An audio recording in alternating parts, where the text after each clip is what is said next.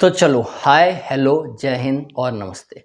मैं मोहित यादव आपकी क्लास यानी क्लास 10th के सैम्पल पेपर के कुछ क्वेश्चन लेकर आया हूं, जो आपके आने वाले बोर्ड के एग्ज़ाम यानी 2025 में जो एग्ज़ाम होगा मैथ्स का, उसमें काफ़ी हद तक आपकी हेल्प करेंगे। हेल्प करने का मतलब ये है कि आपको एक आइडिया दे देंगे कि इस तरह के क्वेश्चन आएंगे और मोर और लेस सेम ही पैटर्न के क्वेश्चन आते हैं। यदि आप बोर्ड देंगे या आप सैम्पल पेपर लगा करके बोर्ड देंगे तो आप बेहतर जान पाएंगे। मैंने यहाँ पर सैम्पल पेपर के ही सेक्शन बी के ये 6 क्वेश्चन लिए और ये सारे 2-2 नंबर के हैं, 12 नंबर नहीं। एक और का क्वेश्चन था वो मैंने लिया एक और उसको मैंने लिया नहीं, ठीक है ना, वो इररिलेवेंट टाइप का क्वेश्चन था। बाकी 6 क्वेश्चन लिए, यानी यहाँ से आप 12 नहीं 10 नंबर पूरे जो है पक्के कर सकते हो और अपनी पढ़ाई को जज कर सकते हो कि आप सही डायरेक्शन में हो या नहीं, आपको अभी और अपनी पढ़ाई करने की ज़रूरत है या नहीं। ठीक है, मेरे साथ करें। क्वेश्चन सबसे पहले मैं डायग्राम वाले हटाता जा रहा हूँ, ठीक है ना। सबसे पहले करते हैं ये वाला क्वेश्चन। कह रहा है कि एक ट्राइंगल ABC है, ठीक है, इज सर्कमस्क्राइबिंग। सबसे पहले तो इस वर्ड का मतलब समझ लो, सर्कमस्क्राइबिंग का मतलब क्या है। सर्कम का मतलब है चारों तरफ, ठीक है, स्क्राइबिंग मतलब घेर रखा है। सर्कम किसने घेर रखा है? ट्राइंगल ABC ने। किसको? एक सर्कल को घेर रखा है, इन्होंने खुद डायग्राम दिया। Find the length of BC, ठीक है। इसमें कौन सी प्रॉपर्टी लगने जा रही है वो मैं छोटी सी बता दूं, वो इतनी सी। पिछले क्वेश्चन मैंने लगाया था उसमें भी कई बार बताया कि एक सर्कल हो और बाहर कोई एक एक्सटर्नल पॉइंट हो, वहां से एक टेंजेंट आए और वहीं सर एक और टेंजेंट आए, यानी सेम एक्सटर्नल पॉइंट से दो टेंजेंट आए तो वो दोनों आपस में बराबर होते हैं। अगर इसको हम A, इसको B और इसको C ले लो तो ये AB और AC आपस में बराबर होंगे। अब यहां पर ढूंढो एक्सटर्नल पॉइंट, और ढूंढना भी बहुत कायदे से। जैसे तुमने कहा कि ये एक एक्सटर्नल पॉइंट है, बिल्कुल है, यहां से CP और CQ आपस में बराबर होंगे, लेकिन उनका कोई यूज हम नहीं कर पा रहे। तुमने कहा जो है, फिर इसके बाद जिसको भी कहा वो सही है। देखो ये है B, ये एक एक्सटर्नल पॉइंट है, BR और BP इक्वल होंगे। BR है 3 तो BP भी 3 होगा, ये बिल्कुल सही कहा, ठीक है। इस इधर आ जाओ तो ये A एक्सटर्नल पॉइंट है, AR 4 है तो AQ भी 4 होगा, ये भी सही कहा। अब ये पूरा अगर 11 है, ये AQ 4 है तो ये बचा कितना? 7। अब अगर ये CQ 7 है तो ये CP भी 7 होगा, तो यानी कि BC कितना हो गया? 3 + 7 यानी 10, इसका 10 आंसर। इस तरह आपको करना है। लिखने पढ़ने का आप देखें, मेरा काम था कि आपको सही मार्गदर्शन करना, वो मैं कर रहा हूं। क्या आपको ये तुरंत समझ में नहीं आया? आई होप आपको आया होगा, ठीक है। अच्छा, इसके बाद हम लोग आ जाते हैं, इसको हटा ही देते हैं।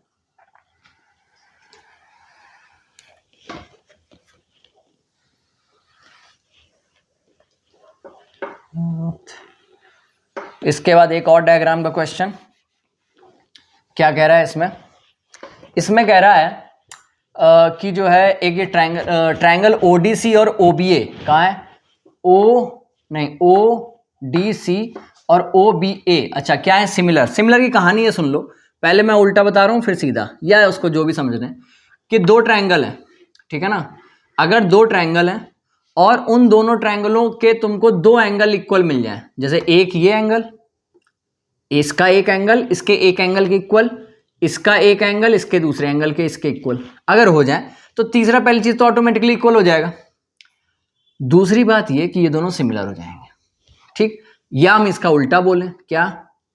अब हम ये बोलें कि ये लोग पहले से सिमिलर हैं, तो इसका ये मतलब निकाला जाएगा कि पक्का पक्का ये लोग, इनका ये वाला एंगल इसके इक्वल रहा होगा और ये इसका एक ये एंगल इसके इक्वल रहा होगा और इसका ये वाला एंगल इसके इक्वल रहा होगा। इतनी सी बात। पहले इधर से बात इधर बोलनी, फिर इधर से वापस से इधर बोलनी। ये एक थ्योरम होती और भी है, क्योंकि आपको डाइजेस्ट भी करना है, तो इतना सीख लें। बहुत ज़्यादा जगह इसका यूज होता है, तो आप इसे देखें। यहां पर कैसे यूज हो रहा है वो देख लो। इन्होंने बोला ODC और OBA ढूंढो, ODC OBA, ठीक है। इन दोनों ट्रायंगलों में देखना है, तीनों एंगल देखो इसके 1 2 3 एंगल, ये इसके भी 1 2 3 एंगल। ये वाला एंगल इसके इक्वल होगा, क्यों होगा? Vertical opposite. बचे ये दोनों एंगल और ये दोनों एंगल, तो तुम कहोगे ये इसके इक्वल कर दो, ये इसके इक्वल कर दो। फिर तुम्ही से में से कोई ये कहेगा कि ये इसके इक्वल कर दो चाहे ये इसके कर दो, लेकिन कौन सा सही है वो हमें यहाँ पर लिखी ये लाइन बताएगी।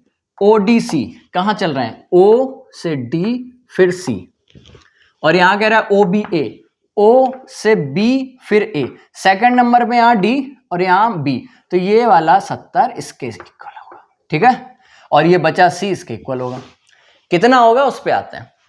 ये 125 है, ये 125 है, ये लाइन सीधी जा रही है एकदम स्ट्रेट लाइन, तो क्या ये 180 माइनस 125 नहीं होगा भाई। अगर इसको x मान लो तो x प्लस 125 बराबर 180, तो x बराबर क्या, 180 में से 125 हटा दो, कितना आएगा 55, बोलिए, तो ये 55 है। अब अगर ये 55 ये 70, तो ट्रायंगल के तीनों एंगल का सम कितना होता है, उसको y मान लो ये वाले को, तो तुम कहोगे 70 प्लस 55 प्लस y बराबर 180, तो ये दोनों मिलकर के हो गए 125, तो y बराबर अगेन कितना, y बराबर कितना आ गया 125 ही तो हो गया ना, तो ये वापस से कितना आ जाएगा 125, तो 55 ही आ रहा है, हाँ तो 55 ही आ रहा है, क्या कर सकते हो, ये भी 55, तो अगर ये 55 तो ये 55, बोलिए ठीक। पूछा क्या इन्होंने, एंगल DOC कहाँ है, DOC क्या हमने नहीं निकाल लिया, निकाल लिया। एंगल DCO कहाँ है, DCO यानी ये हमने नहीं निकाल लिया, निकाल लिया। एंगल OAB कहाँ है, OAB क्या हमने नहीं निकाल लिया, निकाल लिया, हो गया। अगला क्वेश्चन, इसको भी हटा दें, इसको भी हटा ही दो।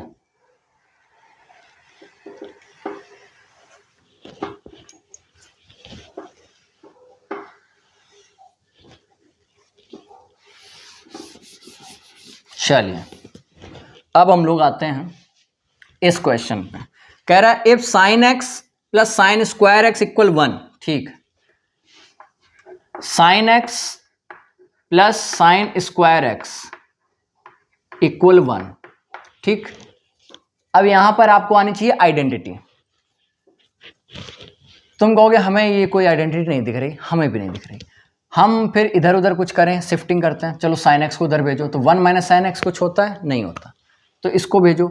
1 माइनस साइन स्क्वायर एक्स होता है, तो तुम कहो हाँ होता है। क्या होता है, पहले भेजो, तो भेज देते हैं। साइन एक्स इक्वल ये होता है कॉस स्क्वायर एक्स। आइडेंटिटी आपको आना चाहिए। ट्रिग्नोमेट्री की जो सबसे पहली आइडेंटिटी सिखाई जाती है वो यही सिखाई जाती है कि sine square x plus cos square x equal 1। अब यहाँ से जैसा क्वेश्चन का डिमांड है उस हिसाब से आप काम कर सकते हैं। इसको उधर भेजेंगे तो 1 माइनस कॉस स्क्वायर एक्स हो जाएगा, उसकी वैल्यू साइन स्क्वायर एक्स, या इसको उधर भेज दो तो 1 minus sine square x equal cos square x. जैसी डिमांड वैसा काम। अब क्या करें, करते ही नहीं रहेंगे, अब हम कुछ नहीं कर सकते इसमें, ठीक। तो अब हम देखते हैं हमसे पूछा गया है। हमसे पूछा है प्रूव करना है cos square x plus cos power 4 x equal 1, यानी हमें ये सॉल्व करना है कुल मिला के, और ये 1 आ जाएगा सॉल्व करके। Cos square x plus cos power 4 x, तो क्योंकि हमें पता है कॉस स्क्वायर की वैल्यू है साइन एक्स, तो हम इसकी जगह साइन एक्स लिख देते हैं, प्लस अब ये पावर 4 है यानी ये स्क्वायर का भी स्क्वायर है, या हम ऐसे कहें कि हमें अगर इसका पावर 2 कर दें तो इधर भी करना पड़ेगा, तो ये cos की पावर 4 की वैल्यू हो गई साइन स्क्वायर एक्स, तो इसकी जगह हम लिख देते हैं साइन स्क्वायर एक्स। और तुम कहोगे sine x plus sine square x equal 1, तो पहले इन्होंने खुद बोला था, प्रूफ हो गया। ये भी कोई बहुत बड़ी चीज नहीं थी, 2 नंबर लायक क्वेश्चन है ये, और आपको मेरे हिसाब से आने चाहिए। बहुत बड़ी चीज अभी तक इसमें नहीं लगी जिसको कहा जाए कि नहीं हाँ ये 2 नंबर से थोड़ा इतर क्वेश्चन था, नहीं था। हाँ लेकिन अगर आप इससे बना सकते हैं कि नहीं नहीं ये तो बहुत ज़्यादा बड़ा था, तो बनाएं। अब हम करेंगे ये वाला क्वेश्चन। कह रहा a sector of a circle of radius, पहले बात तो यहाँ पे ये सेक्टर बोल दिया, यहीं से क्वेश्चन देख लो क्या है। एक सर्कल है, ठीक है ना, ये सेंटर है, जानते होगे, केंद्र कहते हैं इसको। तुरंत ये बना दो, पिज्जा, पिज्जा की जैसी शेप का बना दिया। खींच के इसको बाहर लाओगे, ये शेप आएगी, इसे ही सेक्टर कहते हैं। तो ये जो बचा है वो क्या है? ये जो बचा है ये क्या है फिर? ये भी सेक्टर है। अच्छा, तो ये छोटा है इसलिए छोटा सेक्टर, ये बड़ा है तो बड़ा सेक्टर। छोटे को माइनर सेक्टर, बड़े को मेजर सेक्टर। ठीक, इसके बाद ये एंगल बना रहा है कितने का? थीटा का। वही एंगल यहाँ है थीटा, और वही एंगल यहाँ है थीटा। ठीक है, ये भी बात ठीक है। इस पूरे सर्कल का एरिया होता है पाई आर स्क्वायर होता है, अगर पूरे इसका सर्कल का पूछा जाए। लेकिन केवल इतनी सी चीज का इसको निकाल के इधर रख दिया। इसका पूछा जाए तो कुछ मत करना, क्योंकि एंगल थीटा है, तो थीटा अपॉन 360 आया कहाँ से है वो भी एक नज़र में देख ही लो कि पूरे 360 डिग्री का एरिया होता है पाई आर स्क्वायर। तो आप कहेंगे 1 डिग्री का कितना होगा? तो आप कहेंगे पाई आर स्क्वायर अपॉन 360।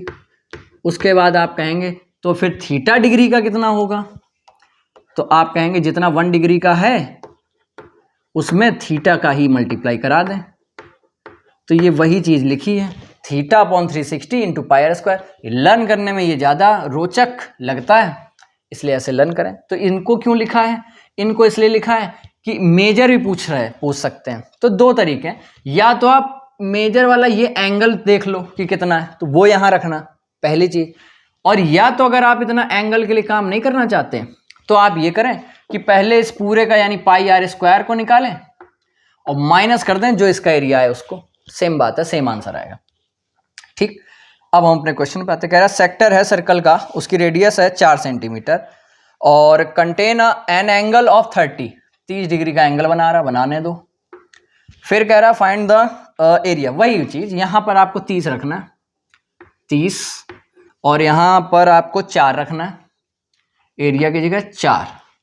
3 से जो कट जाएगा, 3 से कट जाएगा तो 12 आएगा।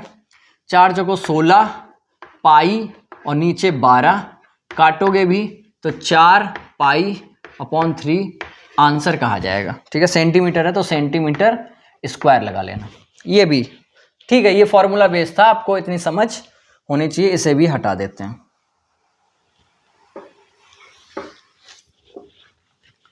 इसे भी हटा देते हैं।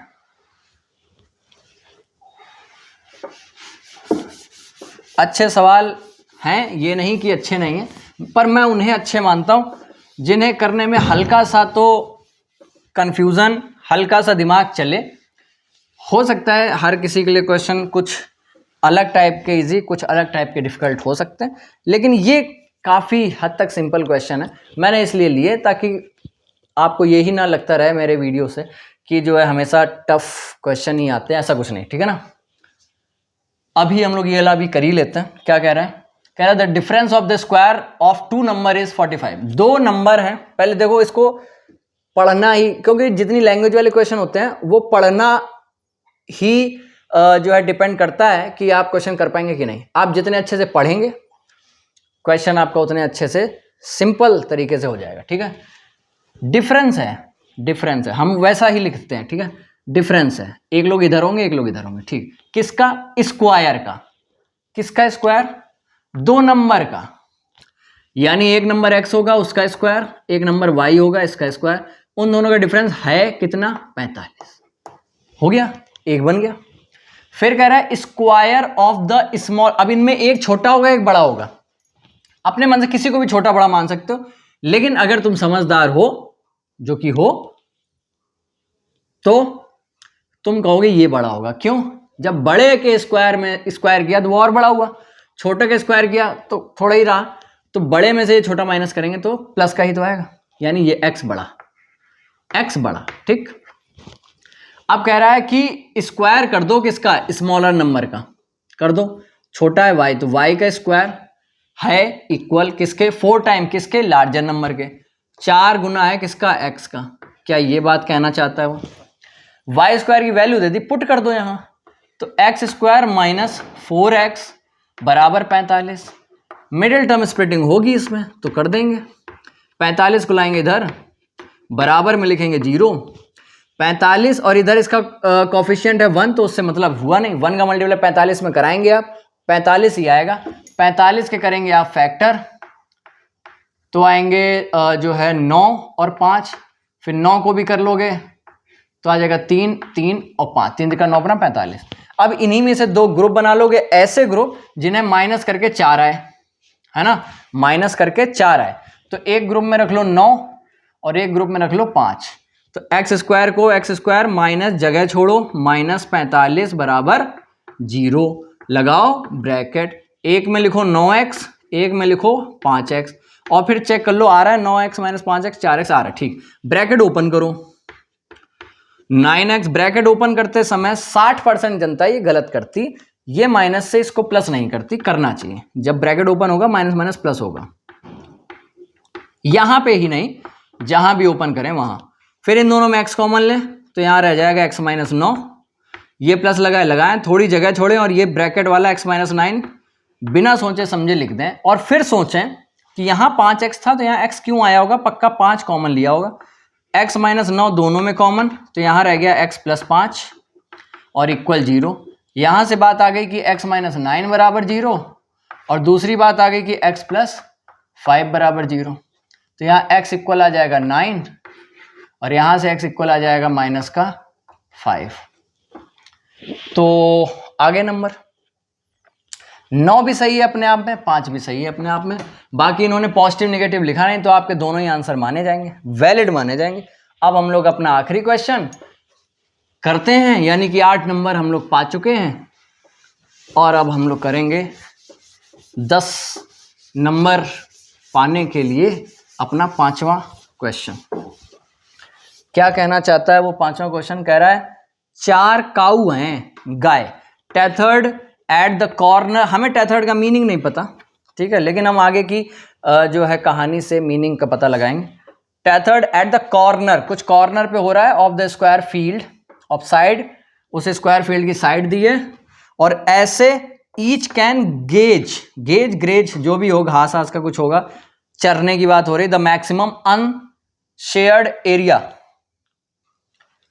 What area will be left ungrazed. हाँ, तो ये ग्रेज ही है, ठीक है ना, यहां गलत लिख गया, ग्रेज्ड। यानी वो पहले तो हम स्क्वायर बना लें। पहले वो कह रहा है आपकी एक स्क्वायर है, चारों कोनों पे शायद से काऊ होंगी, हमें टेथर्ड का मतलब नहीं पता, होंगी। तो कहीं ना कहीं ये अगर आपने किया तो आपको पास तुरंत यही दिमाग जाना ही चाहिए कि वो यहाँ बंधी होंगी और वो कुछ ऐसे बनाएंगी, ऐसे तुरंत बनाना होता है। देखो फर्स्ट टाइम अगर आप इस तरह क्वेश्चन करते हैं तो आपके दिमाग में बिल्कुल नहीं आएगा, पहले बता रहा, लेकिन अगर किया है तो आएगा। क्या, यहां बंदी है, इधर तो खेत है नहीं, ठीक है, तो इधर से तो कहानी बंद, जा इधर भी सकती है, काउंट नहीं होगा। वो घूमेगी कहां, इतने पूरे में घूमेगी, तो इधर वाला काउंट नहीं होगा, इसलिए इसको नहीं बनाया। वो घूमेगी केवल इतनी जगह में, और ये एक क्वाड्रेंट टाइप का बन गया, ठीक। ऐसे ही यहां घूमेगी इतने में, ऐसे ही यहां घूमेगी, और एक यहां घूमेगी, ठीक। बहुत ध्यान से अगर देखो तो अगर इन चारों को मिला दो तो एक सर्कल बनता है, ठीक। हमें निकालना क्या, और इसकी साइड है 50 मीटर, ठीक है, उसकी कोई नहीं, सारी 50-50 है, such that each maximum unshared area, और वो अगर खा भी रही हैं तो ऐसे खा रही हैं कि ज़्यादा से ज़्यादा खा लें, तो इसका मतलब ये रहा होगा कि ये थोड़ा और बड़ा हुआ होगा। अब ये पूरा पढ़ने के बाद ही पता चलता है, मैंने तो इसलिए बना दिया क्योंकि लगा ऐसे ही बनता है, लेकिन उन्होंने बोला ये मैक्सिमम, भाई ज़्यादा खिलाना है हमको। ज़्यादा कब खिला पाओगे, जब ये यहाँ से यहाँ खाए, ये यहाँ से यहाँ खाए, ये यहाँ से यहाँ खाए, और ये यहाँ से यहाँ खाए, तभी तो खिला पाओगे। ज़्यादा खिलाना है, और जैसे तुम कहोगे ज़्यादा खिलाना, ये पूरा 50 था तो ये 25-25 में डिवाइड हो गया, ये 25 ये 25, तुम कहने लगोगे कि अगर ये सर्कल ही बनता है तो ये 25 पक्का रेडियस रही होगी या हो जाएगी, और जैसे ही तुम ये जान जाओगे तो तुम्हारा क्वेश्चन खुल गया। ये और ये मिलकर के बनाते हैं एक सर्कल। हमसे पूछा गया है what area will be left ungrazed, तो ये वाला पोर्शन बचा है बिना खाया हुआ, तो हमें पता है कि पहले पूरे का एरिया जो कि होगा 50 का स्क्वायर, क्योंकि स्क्वायर का एरिया साइड स्क्वायर होता है, उसमें से माइनस करना है हमें ये चारों मिला के एक सर्कल बनते हैं जो कि होता है पाई आर स्क्वायर यानी 25 का स्क्वायर। खत्म। ये हो गया 2500 माइनस ये हो गया पाए मल्टीप्लाई 25 मल्टीप्लाई 25। हम लेंगे कॉमन, ले लो 25 कॉमन हमें साफ दिख रहा, एक और 25 भी हमें कॉमन साफ दिख रहा। कैसे दिख रहा देखना, 2500 को हम तोड़ के लिखेंगे। 2500 को पहले लिखो 25 और मल्टीप्लाई 100, ठीक। फिर 100 को भी तोड़ो, 100 को तोड़ के लिखोगे 25 और मल्टीप्लाई 4। तो ये देखो 2 25 इसमें भी 2 25 इसमें भी, कॉमन ले ली। यहाँ बचा 4, यहाँ बचा है पाई। चाहो तो पाई की वैल्यू 22/7 रख लो, लेकिन कटेगा कुछ है नहीं तो 3.14 रख लो। और फिर जब ये माइनस करोगे तो 6 और 8 आएगा और यहाँ 625 आएगा। गुणा भाग करना है, कर लो। 625 का 86 में है मल्टीप्लाई, 625 मल्टीप्लाई 86 करोगे अगर तो क्या आएगा, 6 पंचे 30, 6 दूनी 12, 3 15, 6 3 36, 1 37, 8 45, 8 दूनी 16, 4 20, 8 6 48 और 50। 0 5 7 3 5। बात है 1 और 2 लोगों के पहले डेसिमल, यानी 537.50 बच जाएगा बिना खाया हुआ। हम देख रहे हैं यूनिट जो कि है मीटर स्क्वायर। आंसर है ये। थोड़ा सा था जिसमें आपको कुछ कैलकुलेशन भी करनी थी, आसान भी हो सकती है कैलकुलेशन, मैंने इतना बड़ा किया ही है। आप सुविधा के अनुसार अपना काम कर सकते हैं। अच्छा क्वेश्चन था आपके, आई होप ये 10 नंबर मेरे बताने के पहले ही आते हों आपको, और नहीं आते हों तो अब आ गए हों, ऐसी हमारी आपसे उम्मीद है। ठीक है।